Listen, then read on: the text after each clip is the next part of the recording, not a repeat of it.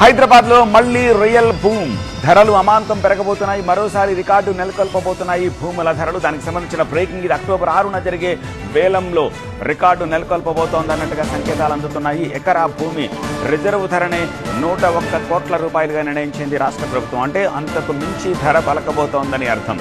ఎకరా భూమి ధర 150 కోట్ల రూపాయలు టచ్ అయిపోతుందన్న అంచనాలు వస్తున్నాయి. అయితే అంతకు మించి కూడా పలికే అవకాశాలు ఉన్నట్టుగా తెలుస్తోంది. అక్టోబర్ 6న మరోసారి హైదరాబాద్ పేరు ప్రపంచవ్యాప్తంగా వినిపించబోతోంది. ఆర్థిక ఇబ్బందుల నుంచి గట్టెక్కేందుకు భారీ కసరత్తు చేస్తోంది తెలంగాణ ప్రభుత్వం.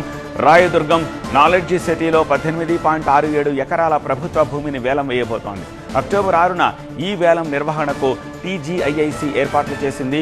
ఒక్కో ఎకరా రిజర్వ్ ధరనే 101 కోట్ల రూపాయలుగా నిర్ణయించింది ప్రభుత్వం. వేలం ద్వారా కనీసం 2000 కోట్ల రూపాయల ఆదాయం వస్తుందని అంచనా వేస్తోంది.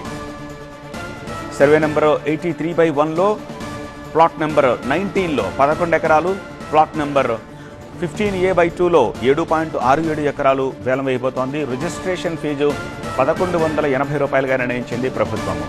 బిడ్ డాక్యుమెంట్ ఫీజు ఒక్కొక్క ప్లాట్కు 10 లక్షల రూపాయలు ఉంటుంది. జీఎస్టీ అదనం. బిడ్ దాఖలకు అక్టోబర్ 1 సాయంత్రం 5 గంటల వరకు సమయం ఇచ్చింది. అక్టోబర్ 4వ తేదీ వరకు ల్యాండ్ విజిటింగ్కు సమయం ఇచ్చారు. అక్టోబర్ 6న మధ్యాహ్నం 3 గంటల నుంచి సాయంత్రం 6 గంటల వరకు వేలం వేస్తారు. అసలే ఐటీ కంపెనీలు ఎక్కువగా ఉండే ఈ ప్రాంతం అత్యంత ఖరీదైనదిగా గుర్తింపు పొందింది. దీనికి తోడు పెద్ద పెద్ద టవర్స్ ఉండే ఈ ప్రాంతంలో సంపన్నులు ఉంటారు.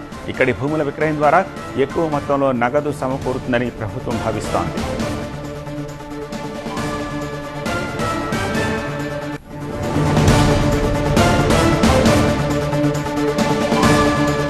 మరోవైపు ప్రభుత్వ భూముల పరిరక్షణకు కీలక నిర్ణయం తీసుకుంది సర్కార్. సర్కారు భూములన్నింటినీ గుర్తించేందుకు జియో ట్యాగింగ్ చేసేందుకు ప్రణాళిక సిద్ధం చేసింది. త్వరలో డిజిటల్ సర్వేతో భూముల పూర్తి వివరాలు సేకరించనుంది. రంగారెడ్డి, మేడ్చల్, మల్కాజిగిరి, సంగారెడ్డిలో భారీ స్థాయిలో ఆక్రమణలు జరిగినట్టుగా ప్రభుత్వం గుర్తించింది. కోట్ల రూపాయల విలువైన ప్రభుత్వ భూములపై అక్రమార్కుల కన్నుపడింది. నకిలీ పత్రాలు, రెవెన్యూ రికార్డుల్లో మార్పులతోటి ప్రభుత్వ ల్యాండ్స్ను ప్లాట్లుగా మార్చి విక్రయిస్తున్నారు. పోరంబోకు భూములు, ఖాళీ స్థలాలు, వాగులు, చెరువులను కబ్జా చేస్తున్నారు. ఆక్రమణలను విడిపించేందుకు ఇప్పటికే చర్యలు ప్రారంభమయ్యాయి.